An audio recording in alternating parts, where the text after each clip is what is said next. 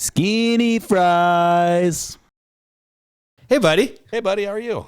I am doing well. I'm a little overwhelmed, a little confused, not sure where I'm supposed to look, but Welcome otherwise to I'm the good. First episode with actual video. Yes. The Yes, full not Zoom experience. video, Not but Zoom video. yeah, so we are recording real video on our real cameras, Real cameras. and I have been tasked with the real job of making it look good. Yeah. It won't.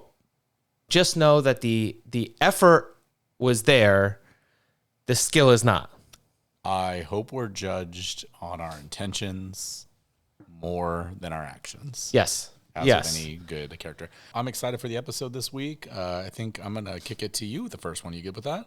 I think I am ready. We'll All find right. out. So I got my sources. I had a really nice dinner with a friend, and it was his 40th birthday. We went out. It was really great. Okay. And I was really interested in how the staff acted to my just words of affirmation, right? They, poured water, and I was like, oh, thank you so much. And like, hey, thanks for saying thank you. And there was a moment for me of the realization of what it's like in the service industry. And so as I went to tip, I realized that all three of us were waiters, so the three people eating dinner. Mm-hmm. And so I tend to tip a little bit differently than other people. And I thinking about that in America, like, Amir, what's the skinny on tipping? I myself too have been a waiter at one point in my life, and I think that's the thing, right? When you've been a server or waiter, or you worked in the food and beverage industry, you generally tend to tip more. And I'm glad you asked that question, because I don't know about you, but lately I have noticed a couple things when it comes to tipping. One, everybody's asking for more tips than they ever have. And two, everybody is asking for tips. I don't get it. So, what do you mean everybody's well, asking so like, okay, so for example, the other day I go to Shake Shack, and, they have the little iPad kiosks where you can just order yourself. Yep. And then it asks you for a tip. Mm-hmm. What am I tipping? The iPad? Or am I tipping the person who's getting paid to cook the food? So anyway, so it got me really thinking about this, and I'm being very cynical, but I mean, again, I think, and I'll get to this, but I do think that we're getting a little out of control here with tipping, but I think there's some reasons behind it. And so let's talk about it. So I'm glad you asked. So we talked about this before the show, and you mentioned that I tend to be the one with the stats and the research and the notes. So I do have some notes. I do have some research. And I really want to talk about tipping in three different categories, okay? So I want to talk about it in the past tense, how it started, how it became to be a thing, why it's a thing now today. I want to talk about the way it looks today, and I kind of want to talk about briefly about where it's heading in the future and where it could potentially go, okay? So let me back up a little bit. We're going to get kind of high level, but going to go way back to the Middle Ages. The Middle Ages. The Middle Ages right. is when tipping actually began in Europe. And back then, people lived in a federal system, right? There was masters and there were servants. And so as a master, your servants did a job for you and you tipped them. So not only was it kind of a way of compensating a little bit more to your servants, but in a way, it also established those classes, right? You are my servant. I am giving you money for a task. You are inferior to me. I am your master, right? So that's kind of how it began. Transitioned from masters and servants to customers and employees around the 18th century. So it kind of went from the federal system idea of, you've got your maid and your nanny and whatever, to you've got your customers and you've got your employees. In fact, when we fast forward a little bit into the 19th century, tipping had such a negative connotation to the way it was established around this federal system that it became to be known as a cancer in the breast of democracy. So that is essentially how it was viewed. It was really bad. It really helped establish this class system, and in a democratic society, it became to be viewed as a cancer. Mm-hmm. So fast forward to post-Civil War U.S. This is when it really actually starts to take off here in the States. Now, prior to this, mind you, tipping was not really a thing in the U.S., big thing in Europe. One thing we'll see as time goes on is that mentality shifts completely. So post Civil War, it really started to be established because it put into it put in place a way for employees and companies to get away with labor, with having labor, and not having to pay them more.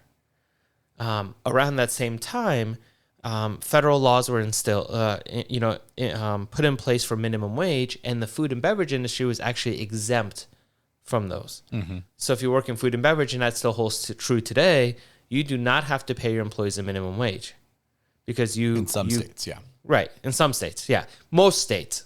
The one-offs of the states that have overturned that and implemented higher wages themselves. So. And around the same time, restaurants began doing the same thing. So they began hiring employees. And back then, there was actually a period of time where restaurants would hire employees and not pay them at all.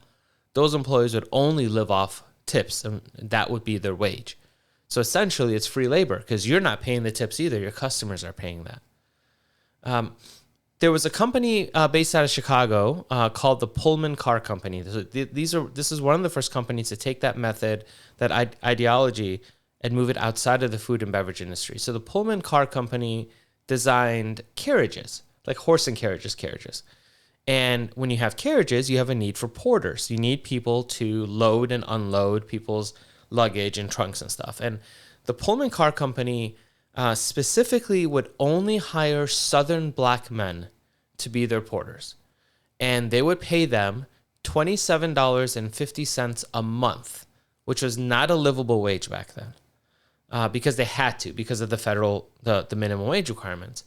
And essentially everything was based around the ability to earn tips. So in a weird way, when you think about how tipping started in this country, we approached it as a cancer in the breast of democracy, because in Europe, it established a class system, right? It kind of established this federal system. And we did the same thing here in the States. We would hire employees and not pay them. I mean, that is essentially, I don't want to say slavery, but it is, right? Sure. You're not paying them. So now let's fast forward into the present. When I say present, I want to start in the 50s because I want to throw out some numbers here that are pretty interesting. In the 1950s, the average tip was 10%. By the 70s and 80s, that had gone up to 15%. In 2023, the average tip range is anywhere from 15 to 25%, with the federal average now coming in at 21%. Mm-hmm. So now I want to back up to something we talked about at the beginning. You and I are both servers at one point in our lives. And again, as have been a waiter or server, you tend to tip more when you go places because you've walked in those shoes. Right. I always used to tip 20%. Now when I look at this, my 20% tip is below the national average for tipping. Right. And this has kind of come to coin a term called tipflation. And it really kickstarted during COVID. So with everything shutting down and businesses and everybody kind of struggling during COVID, there was a big pressure that was put on tipping. And people found themselves actually tipping for things that they'd never tipped before. It just became a thing. You'd go out, you finally have somebody working, they're risking life and health essentially to provide a service, and you would reward them. You'd give them a tip, even if it was something that you normally would never tip on.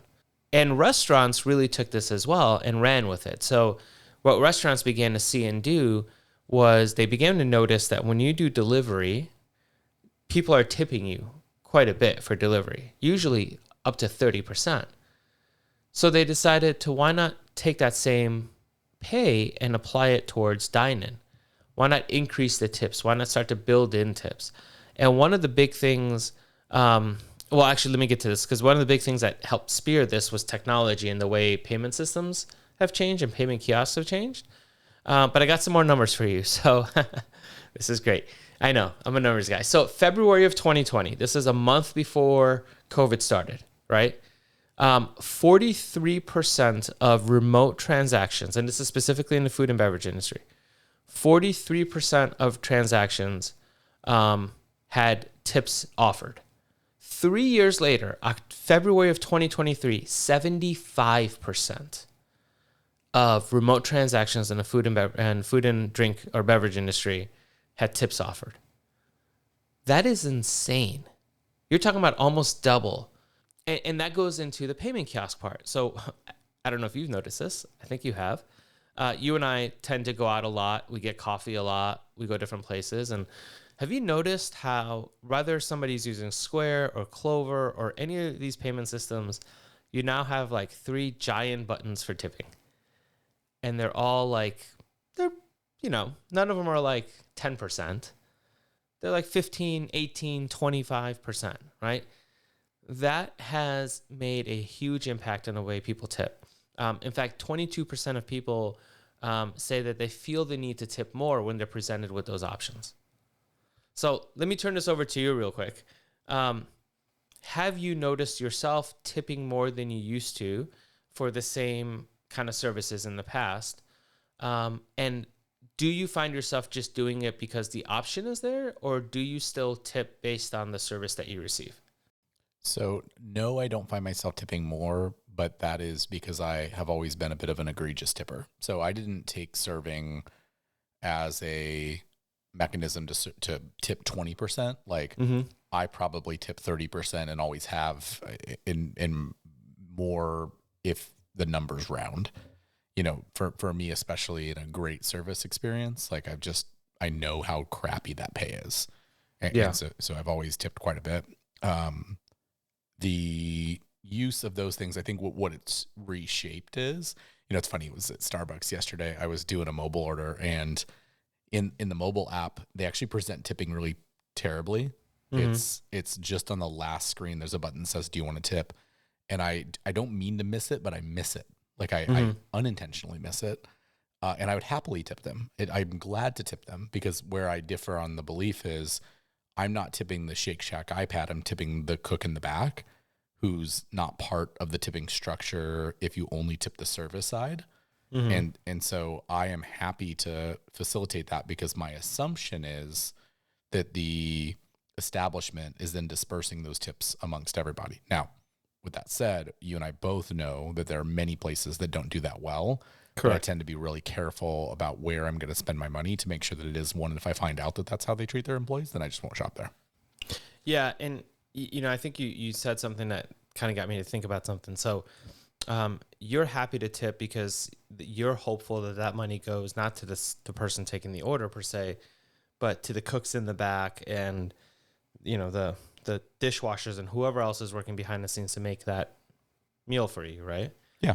This is kind of a transformation for the way it's always been. So historically, let's say you go to a restaurant, you order a meal, you go through the whole course of the night, you're presented with a bill, and then you apply a tip based on your experience, based on the food, based on everything else. Yep. In this system, you are tipping with 2 hopes. One, that everything will be made right and cooked properly and to your satisfaction. And 2, that money gets distributed evenly between the people who make it. I guess the question I would ask is, if you went through drive-through to Taco Bell tomorrow, regardless of whether, would you tip them for taking your order at Taco Bell? Because there's no difference between them and the people at Shake Shack. It's just a drive-through line. Yeah, if they took tips, I would. Yeah. I and what would you do if your food was wrong or cold or nasty or shitty? Oh, I don't care about that. That is not what I equate to what the purpose of the tip is. Okay. I get that that's how people do that, and I do think there's room for extended gratuity beyond when someone goes above and beyond, does something exemplary. Sure. But tipping, sadly, tipping is to pay for shitty wages. And so I'm not saying I should have to do that. I'm very much in the belief that we should just pay a livable wage and we shouldn't have to have a tipping culture, but we do in this country. You're doing it to do your part to, and so to unfortunately, try to help. that's my plight, right? It doesn't bother me to do it because that is the plight of that. And the way that I've always viewed it and try to teach my kids is also, when you're, I was a waiter when I was 17 years old, right? Mm-hmm. And you would go into some shifts where it's like, okay, I need to work a double today because I have to pay my car payment. Yep. There's living paycheck to paycheck and there's living day to day. And a lot of times in the service culture, you are quite literally living day to day. And so when someone comes in and they take a table and they've got 14 people and they stiff you, like, you are talking about not being able to pay rent because of that decision that person's making, right? Right. So the way that I've always viewed it is, in that season of my life, I was very overwhelmed with joy at the thought of a $20 tip instead of a $10 tip. Like, it was I remember this couple that used to come in every Tuesday when I worked at Mimi's, and they would leave $20. And I just remember the two men. Like, I can picture them in my brain because that was so meaningful to me. The reality of it is, and this is a privileged statement, but today the difference between me leaving $15 and $20 isn't going to radically affect my life. Right. And the way I view it and want my kids to learn is, if it's going to affect their life more than it's going to affect your life, then do the thing that helps them. Yeah. And so I just try to balance those scales that way. I respect that. And I try to do that too. Right. I think for me, it's kind of a balance between, like, I'm with you. We need to pay more. I want to do my part to make it right. Sometimes it just seems egregious because I also look at it from the other side of just corporate greed. So that now takes me to my third point, which is, what do we have to look forward to? And to build off of that segue from you, people are beginning to revolt against tipping. I mean, people are starting to notice it. The reason we're talking about it on this episode is because it's been a thing that we have talked about, that it is being talked about socially in this time frame of history. And America is very different. You know, early on, I talked about how it began in Europe and America was against tipping, very much against tipping. And then that kind of cycle shifted. Now, a lot of European countries, if not all European countries, don't tip. Asian countries don't tip. And what they've actually began to, this shift actually began in the 20th century. And what businesses began to notice is that their business was more equitable if they added gratuity into their bills for their customers and actually paid their employees more. Right. Their employees were happier. The customers didn't mind. And it's a better system. It takes so much pressure off of the customer. It encourages the employees to all work together. The business has a better rapport with their customers and their employees. And and you're taking care of your people, which is kind of what it all comes down to, right? Right. We have a big struggle in this country today when it comes to pay, living wage, inflation's a hot topic. I mean, it is ridiculous that there are states where you can go be a server today and still make $3 an hour. You know, and on top of all of that, there are incentives by the government to actually pay employers money for having their employees report their wages. You know, it's notorious that a lot of employees don't report cash tips. Right. They don't report it. I never did, right? I mean, it's a thing because you get taxed on it, and you make such little money to begin with. You don't want to get taxed on that. You get taxed on your credit card tips and on your hourly. And so this is a way for governments to try to get employers more money, who encourage your employees to report their wages or their tips, but they're still not paying them more. It is, in a sense, it's like capitalism at its finest, but at its worst, right? This is corporate greed coming in to take advantage. They raise prices, and then they count on us, the consumers, to actually not only pay more for the goods, but then pay their employees in a roundabout way. Yeah. It's a broken system, but people are starting to revolt. I'm really, really interested to see where this goes. I have a very torn, I'm very torn internally on tipping. I'm with you. I want to take care of people. I think it's really important as somebody, especially who walked in those shoes before, to take care of people. My challenge is, if I don't know what the company standards are, meaning does my tip go, like Starbucks, for example, the tips go in, they get split up by hours worked, go to all employees, not per shift, just all employees, right? Total tips, all employees, hours worked. Here you go. Love that. What I don't know is that if I tip the person at Panda, does that money go to the manager? Does that money go to the person who took my order? Does that money go to the busboy? Like, who does that go to?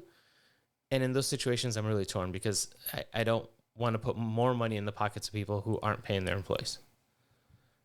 And I guess I would say that's the skinny on tipping.